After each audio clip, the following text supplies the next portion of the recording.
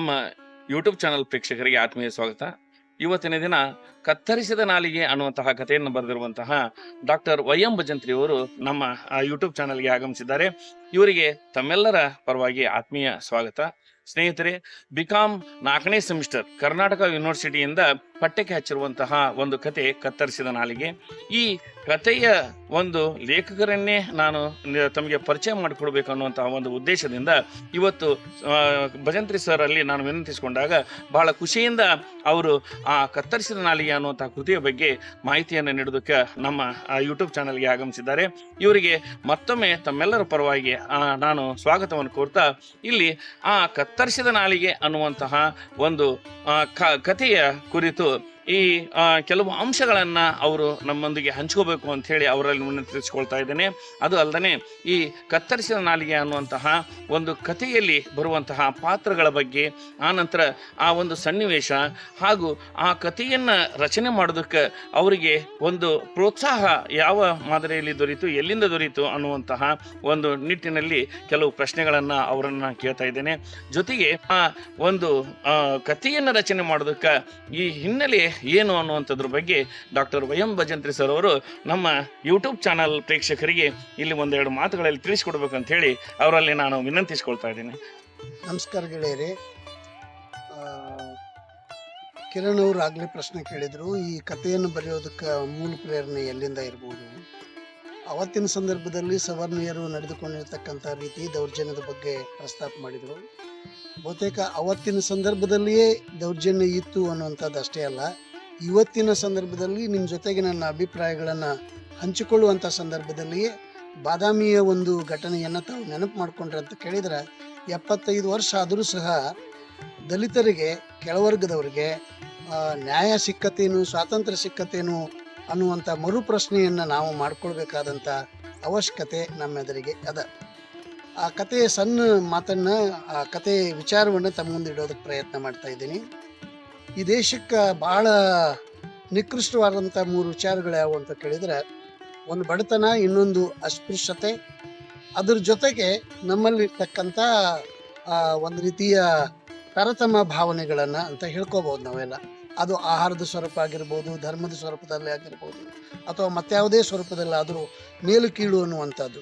ಅದಕ್ಕೆ ಸಿದ್ಧಲಿಂಗಯ್ಯನವರು ಯಾರಿಗೆ ಬಂತು, ಎಲ್ಲಿಗೆ ಬಂತು 47ರ ಸ್ವಾತಂತ್ರ್ಯ ಅಂತ ಹೇಳುವಂಥ 47ರ ಸ್ವಾತಂತ್ರ್ಯದ ಪದ್ಯವನ್ನು ಇವತ್ತು ನಾವು 75 ವರ್ಷದ ನಂತರದಲ್ಲಿಯೂ ಕೂಡ ಮೆಲುಕು ಹಾಕಬೇಕಾಗಿರ್ತಕ್ಕಂಥ ಸಂಗತಿ ಅದ. ಒಂದು ಸಣ್ಣ ತೆಗ್ಯಾಳ ಅನ್ನುವಂಥ ಊರು. ಈ ಕತೆ ಹುಟ್ಟಿದ್ದು ತೆಗ್ಯಾಳದಲ್ಲಾದರೂ ಕೂಡ ಅದ್ರ ಬೀಜ ಇದ್ದಿದ್ದು ನಮ್ಮೂರೊಳಗೆ, ನಮ್ಮೂರಿನ ದೇವಾಲಯಗಳಲ್ಲಿಯೇ. ಹಾಗಾಗಿ ನಮ್ಮೂರಿನ ಬೀಜವನ್ನು ಮೊಳಕೆ ಒಡಿಸಿದ್ದೇಲು ಅಂತ ಕೇಳಿದ್ರೆ, ಕವಿ ಲೇಖಕರಾದಂಥವ್ರಿಗೆ, ಕಥೆಗಾರರಾದಂಥವ್ರಿಗೆ, ಅವರಿಗೆ ಪ್ರದೇಶ ಅದು ಯಾವುದೂ ಸೀಮಿತವಾಗಿರಂಗಿಲ್ಲ. ಆ ಕಾರಣಕ್ಕಾಗಿ ನಮ್ಮೂರಿನಲ್ಲಿ ನಾನು ಬಾಲ್ಯದಲ್ಲಿ ಕಂಡುಕೊಂಡಿರ್ತಕ್ಕಂಥ ಕೆಲವು ಅನುಭವಗಳ ಆಧಾರದ ಮೇಲಿಂದ ನಾನು ಸೌದತ್ತಿ ಕಾಲೇಜಿನೊಳಗಿದ್ದಾಗ ಒಂದು ಸಣ್ಣ ಸುಮ್ಮನೆ ಸ್ಟಾಫ್ ರೂಮ್ನಲ್ಲಿ ಕೂತಾಗ ಒಂದು ಸಣ್ಣ ಘಟನೆ ಹೊಳಿತಾ ಇತ್ತು. ಅದು ತೆಗ್ಯಾಳದ, ಸೌದತ್ತಿ ತಾಲೂಕಿನ ತೆಗ್ಯಾಳದಲ್ಲಿ ಆ ಕತೆ ಚಿಗುರು ಹೊಡಿತು. ಅದರೊಳಗಿರುವಂಥ ಒಂದು ಸಣ್ಣ ವಿಚಾರ ಏನು ಅಂತ ಕೇಳಿದ್ರೆ, ಅವತ್ತು ದಲಿತ ಲೋಕದ, ದಲಿತ ಕೇರಿಯ ಜನ ದುಡ್ದೇ ಊಟ ಮಾಡ್ತಕ್ಕಂಥವ್ರು. ಅವತ್ತು ಪಂಚಮಿ ಹಬ್ಬದ ಊರು ತುಂಬ ಸಾಹುಕಾರ ಯಾರನ್ನೂ ದಲಿತರನ್ನ, ಬಡವರನ್ನ ಕೆಲಸಕ್ಕೆ ಹಚ್ಚೋದಿಲ್ಲ. ಹೀಗಾಗಿ ಸಣ್ಣ ಒಂದು ದಲಿತ ಕುಟುಂಬದೊಳಗೆ ಕಲ್ಯ ಮತ್ತು ಅವ್ರವ್ವ ಮತ್ತು ಅಪ್ಪ ವಾಸಿಸ್ತಕ್ಕಂಥ ಗುಡಿಸಲದೊಳಗಡೆ 4 ವರ್ಷದ ಹುಡುಗಿಗೆ ಹಸಿವಾಕತಿ. ಹಸಿವಾದ ಮೇಲಿಂದ ಅವ ಎಲ್ಲರನ್ನೂ ಕೇಳ್ತಾನೆ, ಯಾರು ಊಟಕ್ಕೆ ಕೊಡೋದಿಲ್ಲ. ತಾಯಿನ ಕೇಳ್ತಾನೆ, ಸ್ವಲ್ಪ ಹೊತ್ತು ತಡಿಯಪ್ಪ ನಿನಗೆ ಊಟಕ್ಕೆ ಕೊಡ್ತೀನಿ ಅಂತ. ಅಂದ್ರೆ ತಾಸಿಗೊಮ್ಮೆ ಕೇಳಿದ್ರು ತಡಿ ತಡಿ ತಡಿ ಅಂತಲೇ ಹೇಳ್ಕೊತ ಬರೋ ಸಂದರ್ಭದಲ್ಲಿ ಹಸಿವು ತಾಳಲಾರ್ದ, ಹಸಿವು ಎಷ್ಟು ಕೆಟ್ಟ ಅನುಭವನ ತಂದು ಕೊಡ್ತೈತೆ ಅಂತ ಕೇಳಿದರೆ, ಉಂಡವರಿಗೆ ಹಸಿವಿನ ಅರಿವು ಆಗೋದಿಲ್ಲ, ಹಸಿದವ್ರಿಗೆ ಮಾತ್ರ ಅದರ ಅರ್ಥ ಗೊತ್ತಿರೋಕ್ಕೆ ಸಾಧ್ಯದ. ಹುಡುಗ ಹೊರಗೆ ಬೀಳ್ತಾನೆ. ದೇವಾಲಯಕ್ಕೆ ನೈವೇದ್ಯ ತೊಗೊಂಡು ಹೋಗುವಾಗಲೆಲ್ಲ ಅದು ಮೇಲ್ವರ್ಗದವರು, ಸವರ್ಣೀಯರು ಬುತ್ತಿ ತೊಗೊಂಡು ಹೋಗುವಾಗ, ಪ್ರಸಾದ ತೊಗೊಂಡು ಹೋಗುವಾಗ, ನೈವೇದ್ಯ ತೊಗೊಂಡು ಹೋಗುವಾಗ ಪ್ರತಿಯೊಬ್ಬರನ್ನು ಕೇಳ್ತಾನೆ. ಕೇಳಿದ ಮೇಲೆ ಯಾರೂ ಒಂದು ತುತ್ತು ಕೂಡ ಕೊಡಲ್ಲೇ ಇದ್ದಾಗ ಹಸಿವು ಅವನನ್ನು ಬಿಡುದಿಲ್ಲ. ಸಮಾಜದಲ್ಲಿ ಹಸಿದವರು ಉಂಡವ್ರದ್ದು ಇಬ್ಬರದು ಒಂದು ಚಿತ್ರಣ. ಹೌದು ಸರ್. ಅಂದ್ರಲ್ಲಿ ಅವರು ಬಹಳ ಅಲಂಕಾರ ಮಾಡ್ಕೊಂಡು ಹೋಗ್ತಿರ್ತಾರ. ಅವ್ರು ನೋಡಿದ ತಕ್ಷಣ ಇವ್ರಿಗೇನೈತೆ ಅಲಂಕಾರ ಕಡೆಗೆ ಮನಸ್ಸು ಹೋಗಂಗಿಲ್ಲ. ಆ ಹುಡುಗ ಸಣ್ಣ ವಯಸ್ಸೊಳಗನ ಅವನೇನ್ ಮಾಡ್ತಾನ ಅಂದ್ರೆ ತಾಯಿ ಎದೆ ಹಾಲಿನಿಂದ ವಂಚಿತ ಆಗ್ತಾನೆ. ಏನೋ ಹುಟ್ಟಿದ 4 ತಿಂಗಳು 3 ತಿಂಗಳೊಳಗನೆ ಆ ತಾಯಿ ಎದೆ ಹಾಲು ನಿಲ್ತಾವಲ್ಲಿ. ಆಗಿನಿಂದ ಅವನಿಗೆ ಹಾಲಿನ ಒಂದು ಕನಸು ಇರ್ತದೆ ತಲೆ ಒಳಗ. ಅದು ಈ ಸ್ಪೆಷಲ್ ಆಗಿ ಆ ಕಲ್ಲಿನ ಮೇಲೆ ಹಾಲು ಸುರಿತಿರೋದಲ್ಲ, ಅದು ತಾಯಿ ಎದೆ ಹಾಲನ್ನ ನೆನಪಿಸ್ಕೊಡ್ತೇನೋ ಅಂತೇಳಿ ನನಗೊಂದ್ಸರಿ ಅಲ್ಲಿ ಅನಿಸ್ತದೆ. ಆ ರೀತಿಯಾಗಿ ಅನಿಸಿದಾಗ ಸಹಜವಾಗಿ ಆ ಹಾಲಿನ ಮೇಲಿನ ವ್ಯಾಮೋಹ ಆ ಹುಡುಗನನ್ನ ಆ ಕಲ್ಲಿನ ನಾಗರ ಕಡೆ ಕರ್ಕೊಂಡು ಹೋಗ್ತದೆ. ಹಾಲು ಕಂಡುಕೊಳ್ಳಿ ಏನು ಪಾಪ ಅದಕ್ಕೆ ಕುಡಿಬೇಕಂತೇಳಿ ಹಸುವನ್ನು ನೀಗಿಸುವಂತ ಅಂದಾಗ ಆಗ ಈ ಸವರ್ಣಿಯರು ಒಂದು ದಬ್ಬಾಳಿಕೆ ಅಲ್ಲಿ ಎದ್ದು ಕಾಣ್ತದೆ ಅಂತೇಳಿ ನನಗೆ ಸಹಜವಾಗಿ ಅನಿಸ್ತತ್ರಿ. ಅದು ಹಾಲಿನ ಮೇಲಿನ ವ್ಯಾಮೋಹ ಅನ್ನೋಕ್ಕಿಂತಲೂ ಹೆಚ್ಚಾಗಿ ಹಸಿವಿನ ಮೇಲಿನ ಹಸಿವು. ಯಾಕಂದ್ರೆ ಹಸಿವು ಬಹುತೇಕ ಇದನ್ನ ಕತೆ ಬರೆದು ಮುಗಿದ ಮೇಲೆ ನೆನಪಾದದ್ದು ನನಗ ಕತ್ತಲನ್ನು ತ್ರಿಶೂಲ ಹಿಡಿದ ಕತೆ, ಕುರುದ್ರಪ್ಪ ಕತೆ. ಹೌದ? ಹಂಗಾಗಿ ಬಹುತೇಕ ಅಲ್ಲಿ ಬರುವಂತ ಕಲ್ಯಾಣ ನಾಲ್ಗಿ ಕತ್ತರಿಸುವಂತ ಸ್ಥಿತಿಗತಿಗಳಾಗ್ಲಿ, ಅಲ್ಲಿ ಬರುವಂತ ಒಂದು ಸಂಭಾಷಣೆಗಳಾಗ್ಲಿ, ಇದನ್ನು ಸಂಪೂರ್ಣವಾಗಿ ನಾನು ಬೆಳಗಾವಿ ಜಿಲ್ಲೆ ಭಾಷೆನೇ ಬಳಸ್ಕೊಂಡೆ. ಸಂಪೂರ್ಣವಾಗಿ ಬೆಳಗಾವಿ ಜಿಲ್ಲೆ ಭಾಷೆನೇ ಬಳಸ್ಕೊಂಡೀನಿ.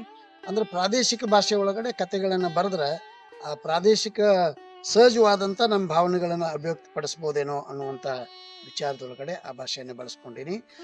ಕಲ್ಲಿನ ಮೇಲೆ ಹಾಲು ಬಿದ್ದ ಮೇಲೆ, ಇವತ್ತು ಕಲ್ಲಿನ ಮೇಲೆ ಹಾಲು ಹಾಕುದಲ್ಲ, ನಮ್ಮಲ್ಲಿ ಬಹಳಷ್ಟು ಧರ್ಮಗಳಲ್ಲಿ ಅದಾವ್ರು. ಅಂದ್ರ ಅಭಿಷೇಕ ಮಾಡುವಂತದ್ದಲ್ಲ, ಇವತ್ತಿಗೂ ನಡಿತೈತಿ. ಆದ್ರೆ ಒಂದೇನಂದ್ರ ಈ ದೇವ್ರು ದೈವು ಇತ್ಯಾದಿ ಆಚರಣೆಗಳು ಅವು ತಪ್ಪಲ್ಲ, ಆಚರಣೆಗಳ ಮೂಲಕ ನಾವೆಲ್ಲ ಒಂದಾಗು. ನಾವೆಲ್ಲ ಆಚರಣೆಗಳ ಮೂಲಕ ಒಡೆದು ಹೋಗಾಕತ್ತೀವಿ. ಹೌದಾ?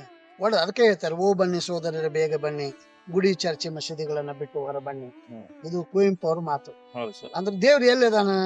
ಈಗ ನಮ್ಮಲ್ಲಿ ಬಸವಣ್ಣನವರನ್ನ ಸಾಂಸ್ಕೃತಿಕ ನಾಯಕ ಅಂತ ಇಟ್ಕೊಂಡ್ವಿ. ಬಸವಣ್ಣನ ಸಾಂಸ್ಕೃತಿಕ ನಾಯಕ ಯಾಕಂದೀವಿ ಅಂತ ಕೇಳಿದ್ರೆ, ಸರ್ಕಾರ ಯಾಕೆ ಡಿಕ್ಲೇರ್ ಮಾಡ್ತೀವಿ ಅಂತ ಕೇಳಿದ್ರೆ, ನಮ್ಮ ದೇಹದೊಳಗಡೆ ದೇವ್ರದಾನಂತ ತೋರಿಸ್ಕೊಟ್ಟವ್ರೆ ಬಸವಣ್ಣ. ನಮ್ಮ ದೇಹದೊಳಗೆ ದೇವ್ರದ ಅಂದ್ರ ದೇವರು ಅಂದ್ರ ಜೀವಂತಿಕೆ ಅಂತ. ನಮ್ಮ ದೇಹ ಜೀವಂತ ಐತಿ. ಹೌದಾ? ಅದನ್ನ ಸಾಂಕೇತಿಕವಾಗಿ ಇಟ್ಕೊಂಡವ್ರು. ಹಾಗಾಗಿ ಕಲ್ಯಾಗ ಅಲ್ಲಿ ಹಸಿವನೇ ಕಾಡಿದ್ದೆ ಹೊರತಾಗಿ ಬೇರೆ ಏನು ಅವಾಗ ಅಲ್ಲಿ ಕಾಡಿದ್ದಲ್ಲ. ಆ ಒಂದು ತಪ್ಪಿಗೆ ಪಾಪ ಅವಾಗ ತಿಳ್ಕೊಂಡು ಪೂರ್ ಪಂಚಾಯತಿ ಜನ ಎಲ್ಲ ಸೇರಿ ಒಂದು ಕಡೆಗೆ ಶಿಕ್ಷೆ ಕೊಡ್ಬೇಕಂದಾಗ ಲಾಸ್ಟ್ ಸವರ್ಣೀಯರೆಲ್ಲ ಪಂಚಾಯತಿ ಕಟ್ಟಿ ಮೇಲೆ ಕೂತ್ಕೊಂಡು ನಿರ್ಧಾರ ಮಾಡಿದ್ದೇನು ಅಂತ ಕೇಳಿದ್ರೆ, ಅವನ ನಾಲ್ಗೆ ಕತ್ತರಿಸ್ರಿ ಅಂತ ಹೇಳಿದ್ರು. 4 ವರ್ಷದ ಒಬ್ಬ ಮಗುವನ್ನ ಒಂದು ಸಣ್ಣ ಆಡಿನ ಮರಿ ಹಿಡಿದು ನಾಲ್ಗೆಯನ್ನು ಹೊರಗೆ ಜಗ್ಗಿ ಅಲ್ಲಿರುವಂತ ಒಂದು ಚಾಕುವಿನಿಂದ ಚಕ್ ಅಂತ ನಾಲ್ಗೆಯನ್ನ ಹೆಚ್ಚಿದ ಮೇಲೆ ಮಗುವಿನ ನಾಲ್ಗೆ ಕತ್ತರಿಸ್ತತಿ.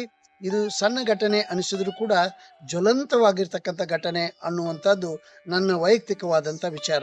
ಇದಾದ ಮೇಲಿಂದ ಮಗುವನ್ನ ಅವ್ವ ಬಂದು ಓಡಿ ಉಡಿ ಒಳಗೆ ಕಟ್ಕೊಂಡು ಮಗುನ ತಗೊಂಡು ಹೋಗಿ ಕಟ್ಟಿ ಮೇಲೆ ದಲಿತಿಕೇರಿ ಕಟ್ಟಿ ಮೇಲೆ ಇಟ್ಟ ಮೇಲಿಂದ ಗಂಗಾಳದೊಳಗಡೆ ನೀರು ತುಂಬಿ ಅದನ್ನು ಒಂದು ನಾಲ್ಗೆ ಕತ್ತರಿಸಿದ ನಾಲ್ಗೆ ಗಂಗಾಳದೊಳಗೆ ಇಟ್ಟು ಆ ಒಂದಿಷ್ಟು ಕಷಾಯ ಕುಡಿಸಿದ ಮೇಲೆ ಮಗು ಎಚ್ಚರಗೊಳ್ತತಿ. ಮುಂದೆ ಸ್ಪಂಜ್ ನಂಗ ಗಂಗಾಳದೊಳಗೆ ನಾಲ್ಗೆ ಜಿಗದಾಡ್ತಿರ್ತತಿ. ಅದನ್ನ ಕೈ ಒಳಗಡೆ ಮಗು ಹಿಡ್ಕೊಂಡು ಆಡಾಕತ್ತತಿ. ಇದು ನನಗೊಂದು ಬಾಲ್ ತಂದಾರೇನು ಅಂತ ತಿಳ್ಕೊಂಡು ಮಗು ಆಡಾಕತ್ತಿದ ಮೇಲ್ಗಡೆ ಅದನ್ನು ಕಸ್ಕೊಂಡು ಅಲ್ಲಿಯೇ ಅದೇ ಜಾಗದೊಳಗಡೆ ಒಂದು ಸಣ್ಣ ತೆಗೆದು ನಾಲ್ಗೆಯನ್ನ ಅದ್ರೊಳಗಡೆ ಇಟ್ಟು ಸಂಸ್ಕಾರ ಮಾಡ್ತಾರ. ಸಂಸ್ಕಾರ ಮಾಡಿ ಅಲ್ಲಿಗೆ ಕಲ್ಯಾಣ ನಾಲ್ಗೆಯ ಸಂಸ್ಕಾರ ಆಕತಿ. ಕಲ್ಯಾಣ ಮಾತ್ರ ಮೂಕನಾಯಕನಂಗ ತೆಗ್ಗಾಳದೊಳಗೆ ಬೆಳೆದ ಅನ್ನೋ ಮೂಲಕ ಕಥೆಯನ್ನ ಮುಗಿಸ್ತೇನೆ. ಇದ್ರ ಕ್ಲೈಮ್ಯಾಕ್ಸ್ಗೆ ಸಂಬಂಧಪಟ್ಟಂಗ ಬೀದರ, ಗುಲ್ಬರ್ಗ, ರಾಯಚೂರು ಕಡೆಯಿಂದ ಅನೇಕ ಜನ ಗೆಳೆಯರು ಪತ್ರ ಬರೋರು. ಹಿಂಗ್ಯಾಕೆ ನೀವು ಮುಗಿಸಿದ್ರಿ? ಮೂಕನಾಯಕನಂಗ ಯಾಕೆ ಅವ ಬೆಳೆದ?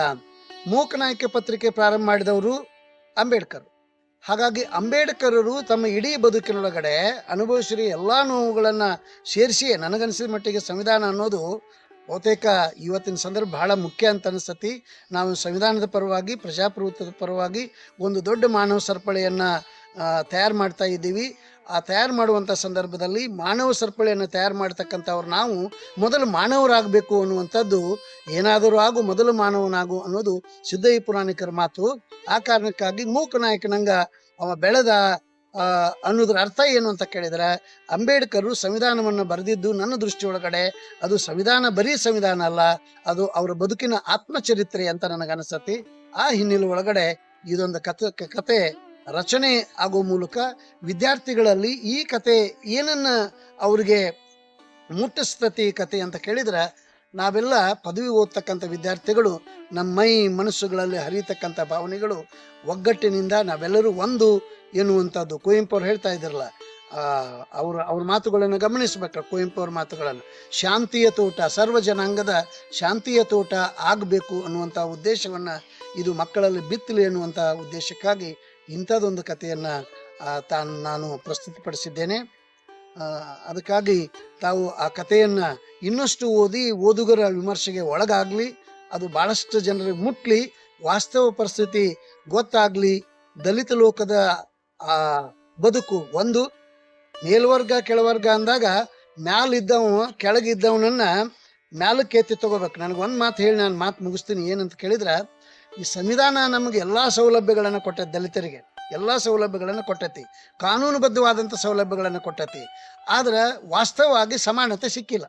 ಕಾರಣ ಸಮಾನತೆ ಬರೋದು ಯಾವಾಗ ಅಂತ ಕೇಳಿದ್ರೆ, ಬಹುತೇಕ ಮೇಲ್ವರ್ಗದಂಥವರ ಎದೆ ಒಳಗಡೆ ದಲಿತರಿಗೆ, ಕೆಳವರ್ಗದವರಿಗೆ ಮೇಲ್ವರ್ಗ ಕಾನೂನದೊಳಗೆ ಪಡೆಯೋದಲ್ಲ, ಅವ್ರ ಎದೆ ಒಳಗಡೆ ಸ್ಥಾನವನ್ನು ಪಡೆದ್ರೆ ಸಂವಿಧಾನನೂ ಸಾರ್ಥಕ ಆಕ್ಕತಿ, ಸಮಾಜದ ಒಳಗಡೆ ನಾವೆಲ್ಲರೂ ಒಳ್ಳೆಯ ರೀತಿಯಿಂದ ಬದುಕೋದಕ್ಕೆ ಸಾಧ್ಯದ ಅಂತ ತಮ್ಮ ಮುಂದೆ ಹೇಳೋ ಮೂಲಕ ನನ್ನ ಮಾತುಗಳನ್ನು ಮುಗಿಸ್ತಾ ಇದ್ದೀನಿ. ತಮಗೆಲ್ಲ ನಮಸ್ಕಾರಗಳು.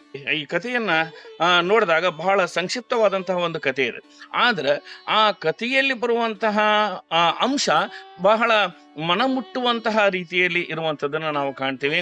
ಆ ನಂತರ ಆ ಒಂದು ಸಣ್ಣ ಮಗುವಿನ ಒಂದು ನಾಲಿಗೆಯನ್ನು ಕತ್ತರಿಸಿದಾಗ ಆ ಮಗು ಏನೂ ಅರಿಯದೇ ಇದ್ದಂಥ ಸಂದರ್ಭದಲ್ಲಿ ನಾಲಿಗೆ ಅಲ್ಲಿ ಅದು ಕುಣಿತಾ ಇರುವಂತಹ ಒಂದು ಸನ್ನಿವೇಶವನ್ನ ಬಹಳ ಎಲ್ಲರ ಒಂದು ಮನಮುಟ್ಟುವಂತೆ ಇಲ್ಲಿ ಹೇಳಿರುವಂಥದ್ದನ್ನ ನಾವು ಇಲ್ಲಿ ಕಾಣ್ಬೋದು.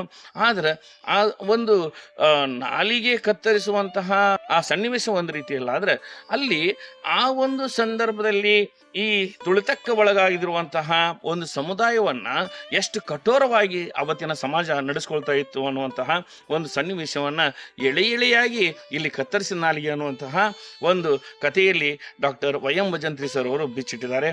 ಇಲ್ಲಿವರೆಗೂ ಬಹಳ ಸೊಗಸಾಗಿ ನಮ್ಮ ಯೂಟ್ಯೂಬ್ ಚಾನಲ್ಗೆ ಈ ಕತ್ತರಿಸಿದ ನಾಲಿಗೆ ಅನ್ನುವಂತಹ ಕಥೆಯ ವಿವರವನ್ನ ನಮ್ಮ ಭಜಂತ್ರಿ ಸರ್ ಅವರು ನೀಡಿದರು. ನಮ್ಮ ಯೂಟ್ಯೂಬ್ ಚಾನಲ್ ಪರವಾಗಿ ಮತ್ತೊಮ್ಮೆ ಅವರಿಗೆ ಧನ್ಯವಾದಗಳನ್ನು ಸಲ್ಲಿಸ್ತೀನಿ. ಧನ್ಯವಾದಗಳು ಸರ್. ಈ ಒಂದು ವಿಡಿಯೋನ ಬಹಳ ಸುಂದರವಾಗಿ ಇಲ್ಲಿವರೆಗೂ ನಮ್ಮ ಸ್ನೇಹಿತರಾದಂತಹ ರಮೇಶ್ ಐನಾಪುರ್ ಸರ್ ಅವರು ಚಿತ್ರೀಕರಣ ಮಾಡಿದ್ದಾರೆ. ಇವರಿಗೂ ಸಹಿತ ನಮ್ಮ ಯೂಟ್ಯೂಬ್ ಚಾನಲ್ ಪರವಾಗಿ ಹಾಗೂ ಪೂರ್ವಕ ಧನ್ಯವಾದಗಳನ್ನು ಸಲ್ಲಿಸ್ತಾ ಇದ್ದೇನೆ.